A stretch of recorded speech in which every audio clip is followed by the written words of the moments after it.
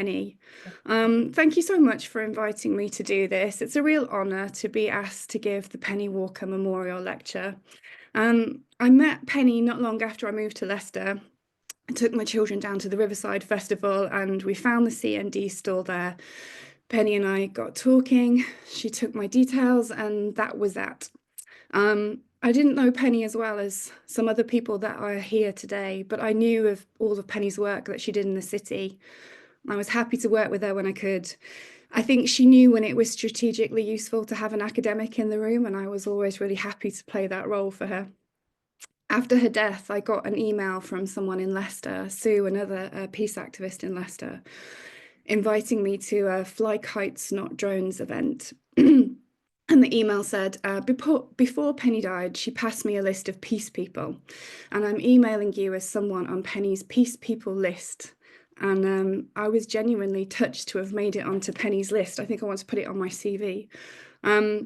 Since I got that email in 2021, I've been thinking a lot about Penny's peace list.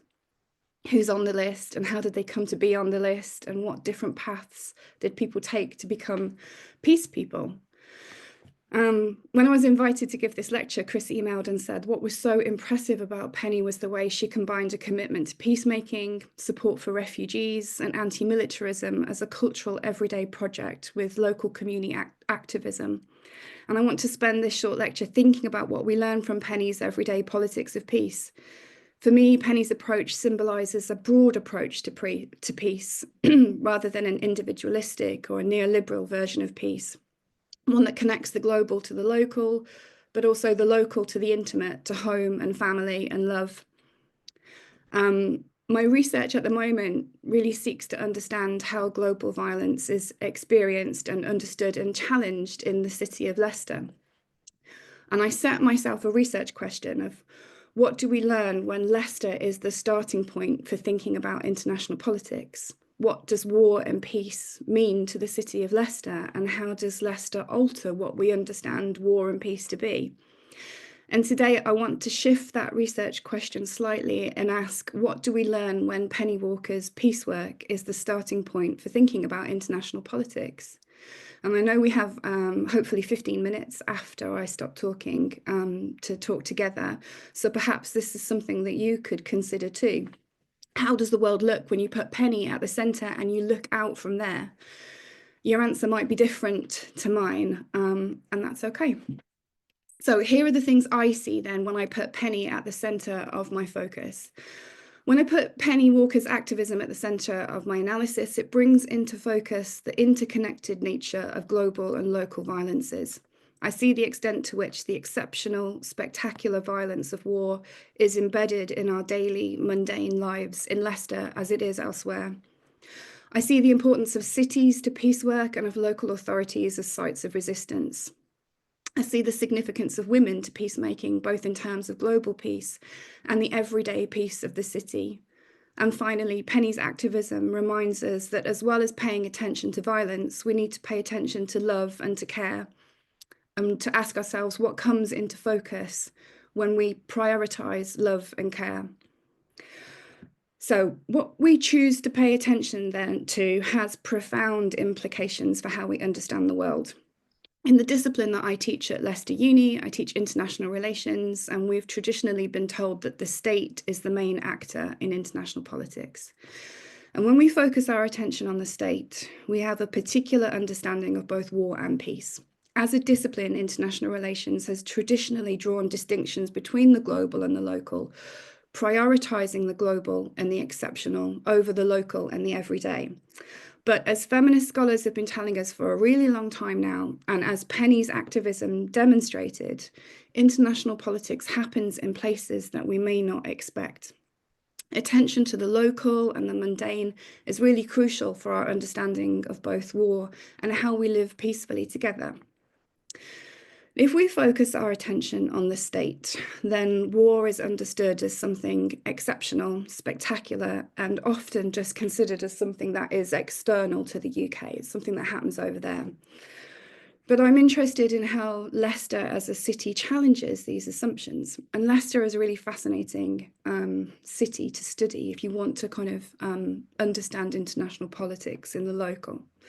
So the 2021 census data found that Leicester was the first super diverse city in the UK, and that's a city where no ethnic group has a majority. Leicester also has a proud history of diversity. Migration and hospitality are woven into the story of the city. Leicester's status as the first super diverse city was overshadowed by the COVID-19 pandemic. Leicester became the forgotten city during the pandemic. We experienced the longest full lockdown of any city in the UK. The pandemic served to expose deep inequalities within the city, which was ranked in 2019 as the 32nd most deprived local authority in England.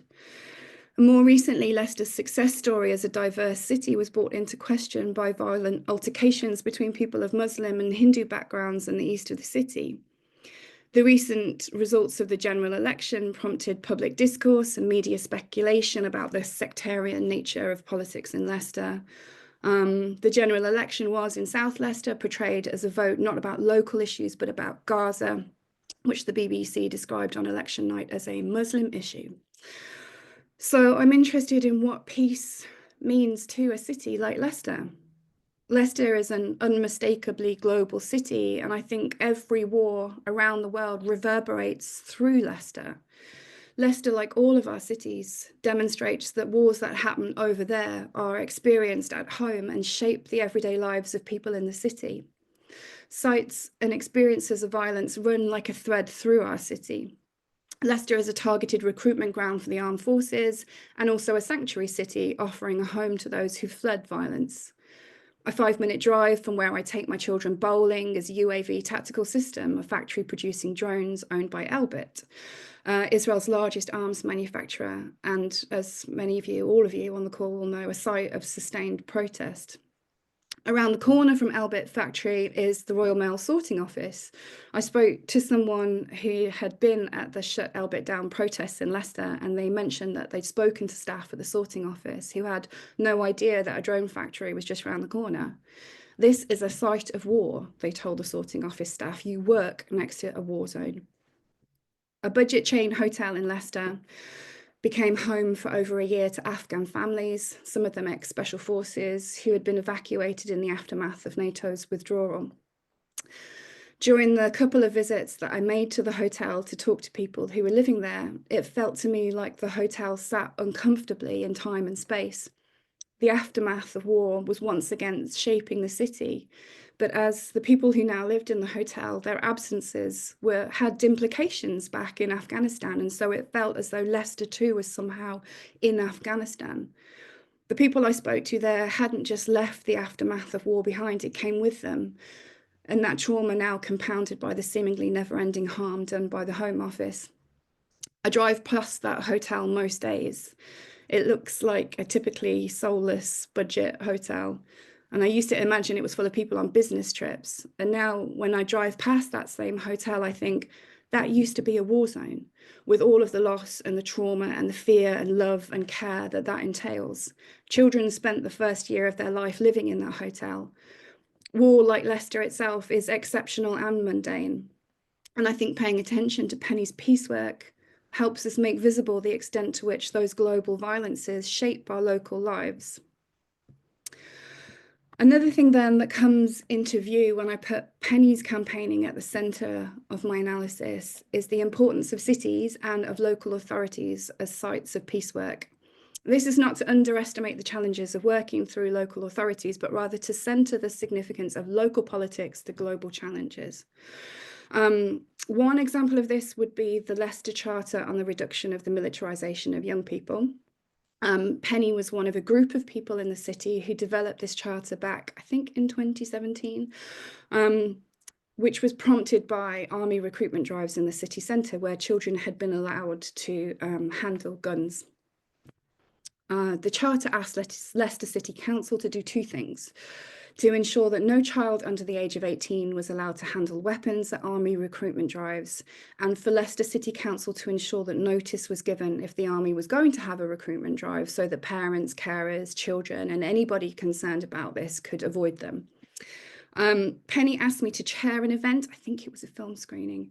And I remember her explaining to me that the person that we really needed to convince in the room was the festival and events lead for the City Council, because it was that person that determined who could hold events in the streets in Leicester City Centre. So what I learned from Penny is that you need to know the right avenues for peace work, and that they weren't always the most obvious ones. I also remember Penny telling me at the time, you don't need to be a pacifist to think that children shouldn't play with guns. So she knew the right arguments to make for the right audiences as well. Another example, I think, comes from Leicester CND, which of course Penny used to be the chair. In 2023, after sustained and strategic campaigning by Leicester CND, the City Council signed the ICANN Cities Appeal, declaring its support for the Treaty on the Prohibition of Nuclear Weapons. Leicester is now one of 400 cities and towns around the world that signed up to the ICANN Cities Appeal, and it's something that I think Penny would no doubt have been very proud of. Anti-nuclear campaigners know that cities are sites of collective and individual vulnerabilities. They are the targets of nuclear weapons. But anti-nuclear resistance has also been a way for cities to empower themselves and their communities. Cities can take control of local nuclear narratives and construct alternative visions of our nuclear present and future. And cities can help to democratize, I think, the nuclear state. So exploring the local politics of nuclear resistance shows us that support for nuclear weapons has always been more nuanced than standard narratives might suggest. Cities demonstrate that the nuclear state is less fixed and stable than the term nuclear weapon state might suggest. I think the list of cities and towns that have signed up in support of the treaty demonstrate our cosmopolitan lives, that the risks we face don't stop at national borders, that we are as vulnerable to nuclear weapons as the people in all those other towns and cities who campaigned around the world. And I think the list of cities that have endorsed, and small towns, some of them, that have endorsed the treaty is genuinely really interesting, and I think hopeful. Like Penny's Peace People, I wonder about the people who campaigned in those places, their motivations, the challenges they faced, the routes they found, and the arguments that they used. ICANN cities demonstrate that a global movement, but each city that pledges support also tells us something about the specific cultural politics of that place. In every city, campaigners have tied the threat of nuclear weapons to their local specific lives. Some campaigns were driven by youth organisations, some by environmental concerns. Others linked the treaty to climate campaigns. And there's a quote from an ICANN campaigner from Winnipeg, which really speaks to the role of local government in this. So this is a quote from somebody called David Newman, QC. And he said, "Municipal governments have no lawmaking jurisdiction respecting relevant treaties and international law, but what cities have is proximity and jurisdiction and relationships respecting everyday matters affecting residents, including their water supply and safety, fire, policing, parks, paramedics, and public libraries, for example." Not incidentally, cities with catastrophic war histories have been especially active in urban peace initiatives. So the birth of CND can be linked to Coventry City Council's decision in 1954 to disband their Civil Defence Committee and refuse to take part in civil defence exercises due to their perceived pointlessness and the fact that they were a waste of resources. This refusal created a worldwide controversy. It became a news media story, and it really revealed an uneasy relationship between the British people and nuclear weapons.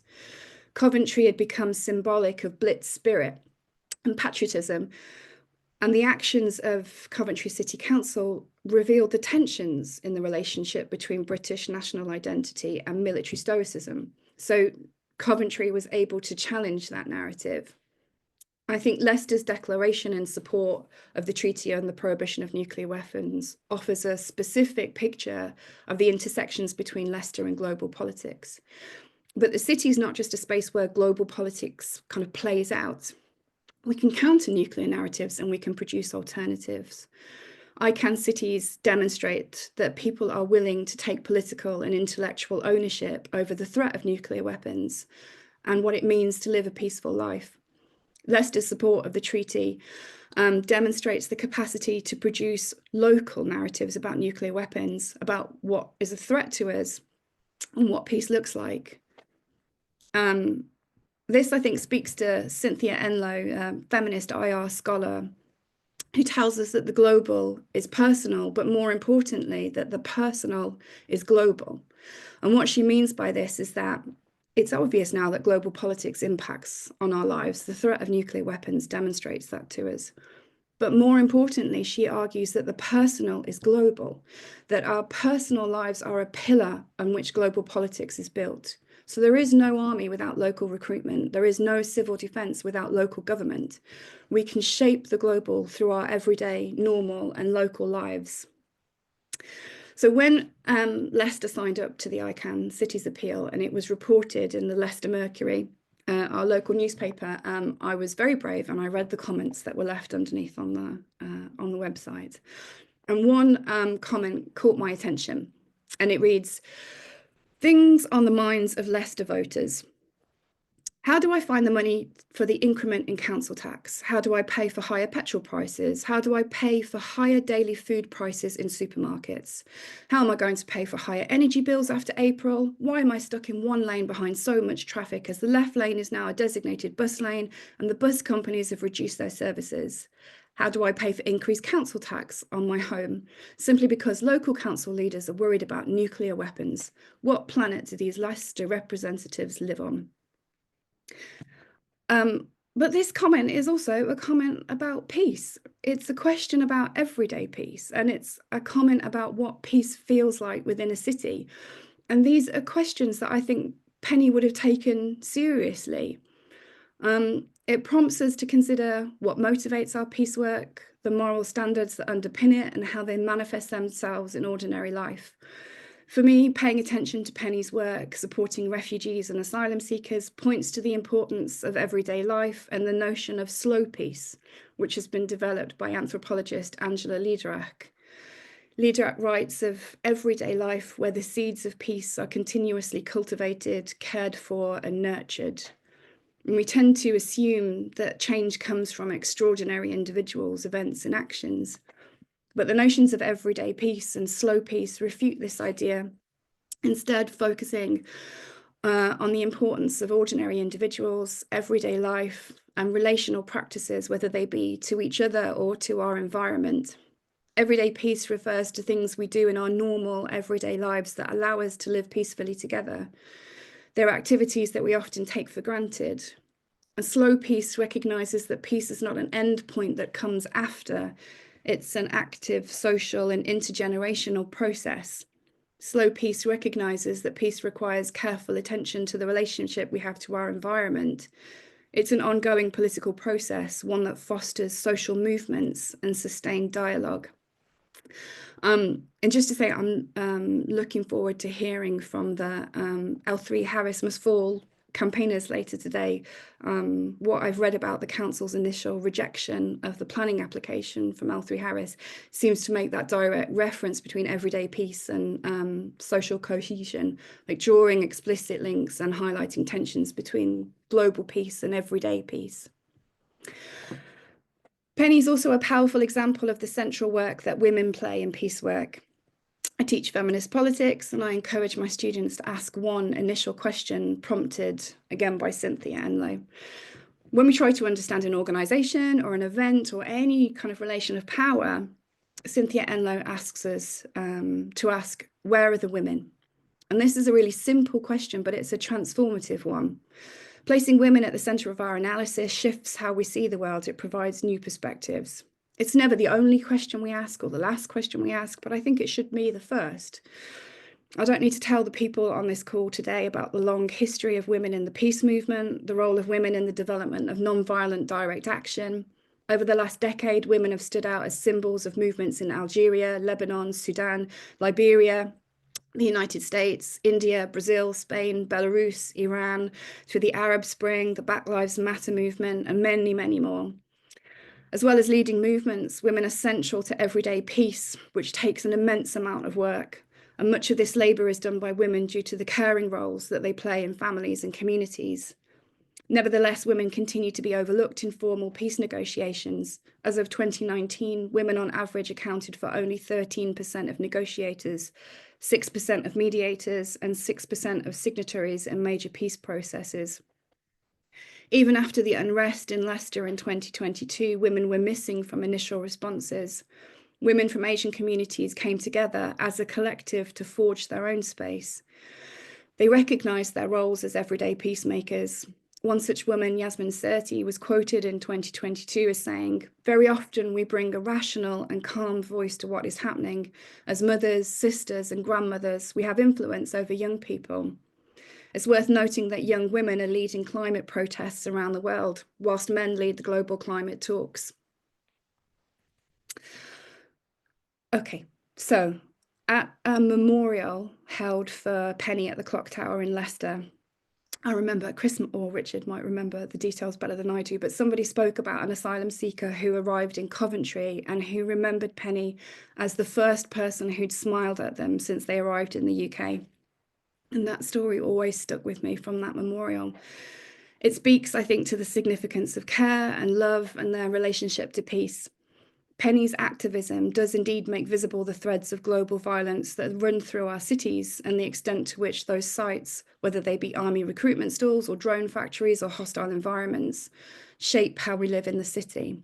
But to stop there, to only focus on violence, does Penny's work a massive disservice. Penny's work for peace helps make visible relationships of love and care in and beyond the city. Writing in 2019, Angela Ledrack asks, "What is seen and made possible when we widen the frame and focus the lens on life and love rather than limit the field of vision to death and suffering?" The city as a site of violence is also a site of love and care. And treating sites of violence as spaces of love and care enables us to tell a different story about the city and how violence is challenged. For many decades, feminists have used an ethics of care as a foundation for challenging war. The ethics of care sees people as relational, connected, interdependent, and inherently vulnerable, recognizing the moral value and the importance of relations and the inescapable reality that care is universally required for all human beings to survive. I could have just spent 20 minutes reading out people's dedications to Penny. That she approached piecework from an ethics of care is overwhelmingly clear. And it's nicely summed up by Brenda Worrell, who was quoted in the Leicester Mercury as saying, "She respected everyone she met, and everyone respected her." So to conclude then, Chris said to me that today is about focusing on empowering and inspiring people to work locally for global peacemaking, which was at the heart of Penny's work for peace. And Penny provides us with a vision of peace that is slow, that pays attention to relationships to each other and to our environment, that recognises our shared vulnerabilities and our collective need for care. Penny made visible that war and peace are produced and can be challenged locally. Penny's peace work has global aims, but it was firmly rooted in place. She's been described as the shining light of South Highfields. And Sabir Sazai who met Penny in Coventry, he was quoted as saying, "If I was going to list anything, it would be Coventry Cathedral, Lady Godiva, Peace and Reconciliation, and Penny would be next to that." I just think that's a fantastic list of Coventry things to be on. I want to finish with a quote that I read recently from the leader of a grassroots peace organisation in Colombia. And they said, "The work of the base of grassroots is to see, feel, and grow the tree held within the seed, to be so close to the ground that you can feel the grass grow." And I think Penny definitely could feel the grass grow. I'm going to leave it there. Thank you very much.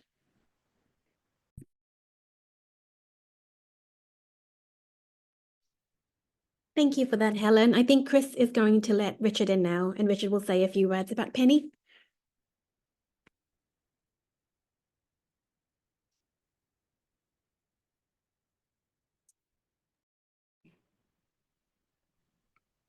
Go ahead, Richard. Can you hear me? Yeah, Can we you? can hear you. Yes. Yes, brilliant. Oh, that was absolutely wonderful, Helen. You said so many of the things I wanted to say. I'm ever so sorry, everybody, because I just couldn't get in at all. The system kept me out as a participant. I could tell what was going on. I don't know that I've got very much to add to what Helen said about Penny. I did think when I was listening to, because I could listen to things, listening to the early session, that what Penny did was it was all about dehumanization, wasn't it? And what Penny did was to rehumanize politics, I should say, which isn't always very warm and joyful, but also rehumanize war and peace. And what Helen says is absolutely right, that this was a profoundly ethical,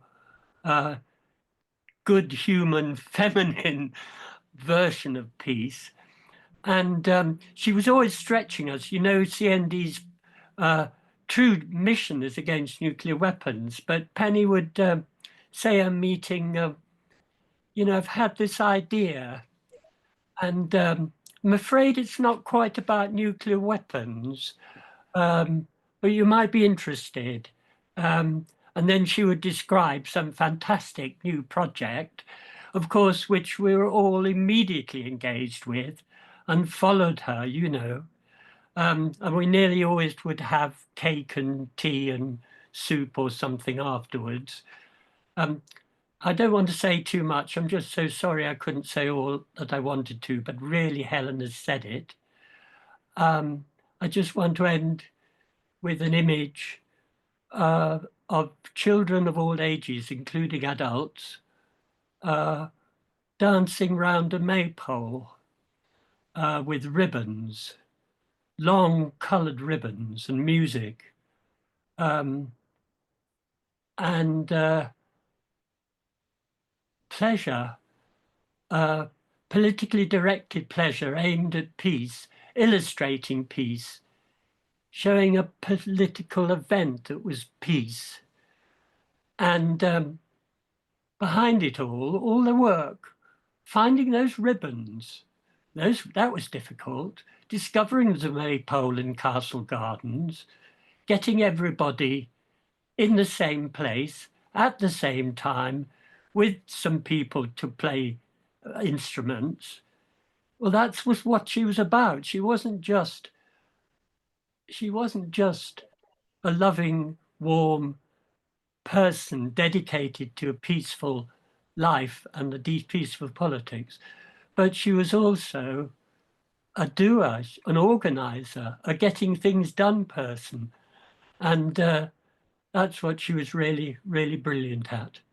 So that's just a few extra things to what Helen said so well. Thank you, Richard. Thank you. Thank you, Richard.